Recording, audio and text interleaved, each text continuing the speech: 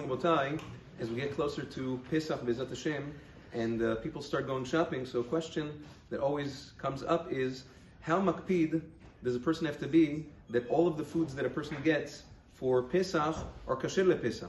So, as opposed to previous generations, when food production was much more simple, there weren't as many ingredients, everything was a lot more primitive, so over there, it was much easier to know what was kasher lePesach and what was not.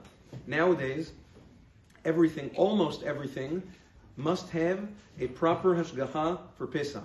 And a person should not make a mistake by looking at certain products and say, hey, this looks innocent, this looks... No, there can't be chametz in this, there can't be chametz in that.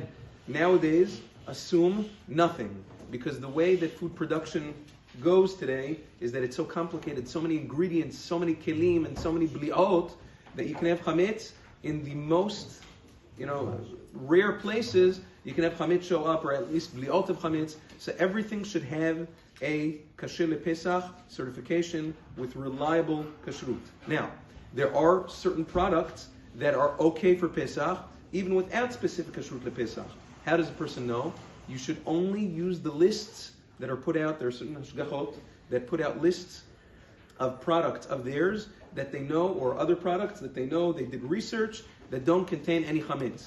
Use only lists from respected kashrut organizations. For instance, the OU has a list, the Star K has a list, the CRC of Chicago has a list. Lists of reputable kashrut agencies, those you can use to tell you products that don't necessarily need a specific kashrut lePesach. There are certain minhagim in years gone by about certain poskim that said to stay away from certain foods because of chametz concerns. For instance, there were certain poskim that say not to eat chicken on Pesach. Why?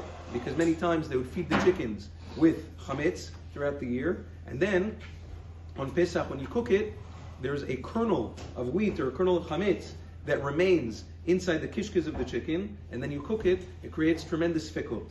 Meir Maran Zichrono Livracha in Chazon Ovadia disagrees. He says nowadays it's not so common because the way we get the chickens, it's all cleaned out, they gut it and everything. It doesn't come with the kishkes, it's pretty clean when it comes. So therefore over there the minhag nowadays is to eat chicken on Pesach, especially because the kosher chicken factories, they're busy for the tkufa before Pesach feeding the chickens only things that are kasher lePesach anyway. At most, kitniot and not actual chametz. That's number one. The Ben Ish Chai writes that eggs should be washed down, should be cleaned very well before usage for Pesach, because sometimes when they come from the coop, you can have chametz that sticks to the outside of the eggs.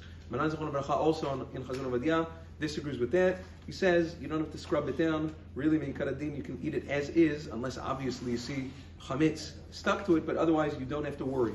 In countries like in Israel, where the eggs are stamped, over here it doesn't happen, but in Israel, they stamp the eggs with the, it says the company, it says the best by date, stamped. There's a machloket haposkim whether there is chametz in the ink that they use to stamp the eggs in Israel. Maran Zichrono Livracha says it's not a problem, you can use it as is, you don't have to wash it off, because first of all, usually there's not chametz in the ink, and even if there is, it's been pagum many times over before it's stamped, so you don't have to worry if you're having such eggs on Pesach. Yom Tov.